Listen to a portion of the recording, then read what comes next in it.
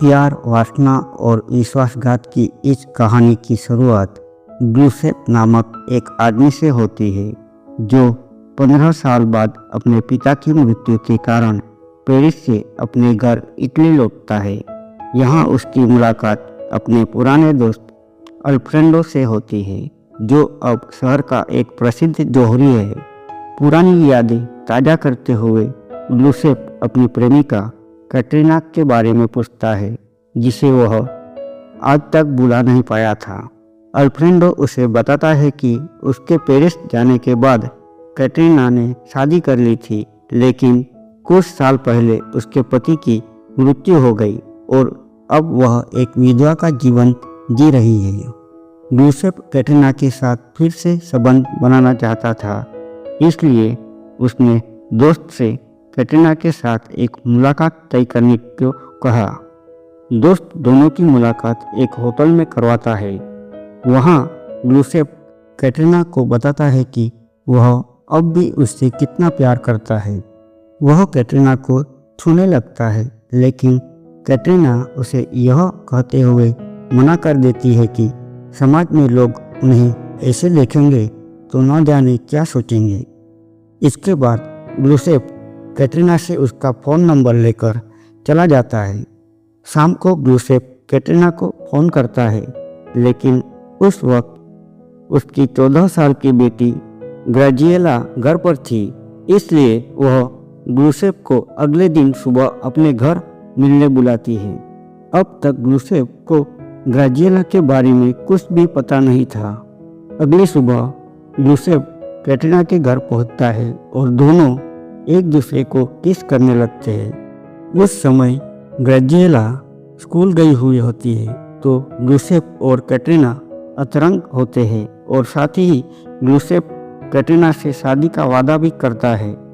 कुछ दिनों बाद कैटरीना ग्रेजिएला को जोसेफ से मिलवाती है, जिसके बाद ग्यूसेप उन्हीं के घर में रहने लगता है।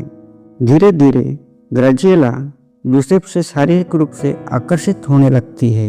हर रात जब ग्यूसेप कैटरीना के साथ अतरंग होता था तो ग्रेजिएला छिपकर उन्हें देखा करती थी।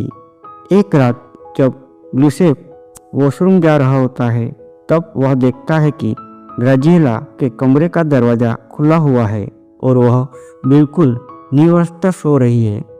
ग्यूसेप किसी तरह अपनी भावनाओं पर नियंत्रण करके वहाँ से चला जाता है। एक शाम को जब ग्यूसेप सोफे पर बैठा होता है तो ग्रेजिएला उसे भौंकाने लगती है, पर तभी वहाँ कैटरीना आ जाती है तो ग्रेजिएला वहाँ से भागकर अपने कमरे में चली जाती है। अगले दिन जब कैटरीना घर पर नहीं होती, ग्रेजिएला फिर से ग्यूसेप के कमरे में आती है और उसे आकर्षित करने लगती है। ग्यूसेप भी खुद को रोक नहीं पाता और फिर दोनों अतरंग होते हैं। एक दिन रात को कैटरीना के सो जाने के बाद ग्यूसेप चुपके से ग्रेजिएला के कमरे में चला जाता है और फिर दोनों अतरंग होते हैं। पर तभी कुछ आवाज़ें सुनकर कैटरीना जाग जाती है और फिर उन दोनों को अतरंग होते हुए देख लेती है, जिससे उसका दिल टूट जाता है।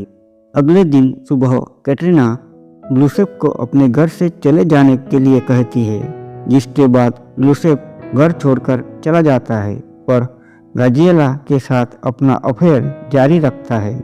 कैटरीना ग्रेजिएला को काफ़ी समझाती है, पर वह मानती नहीं है।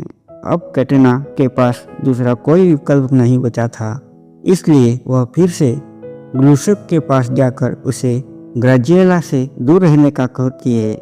फिर कुछ दिन ऐसे ही गुजरते हैं और एक दिन ग्रेजिएला ग्यूसेप से मिलने उसके घर जाती है, तो उस वक्त ग्यूसेप ग्रेजिएला की दोस्त रोजिना के साथ अतरंग हो रहा होता है। यह सब देखकर ग्रेजिएला को बहुत गुस्सा आता है और वह रोजिना को थप्पड़ मारकर वहाँ से चली जाती है। घर आकर ग्रेजिएला अपने कमरे में रोने लगती है और अपनी माँ को सारी बातें बता देती है। अपनी बेटी की ऐसी हालत देखकर कैटरीना को बहुत गुस्सा आता है और वह ग्यूसेप को मिलने मार्केट में बुलाती है, जहाँ वह ग्यूसेप को गोली मार देती है। जिससे जोसेफ वही मर जाता है और ये कहानी एक खूनी अंत पर पहुंच जाती है। यह कहानी आपको कैसी लगी कमेंट करें और चैनल को सब्सक्राइब करना न भूलें। धन्यवाद।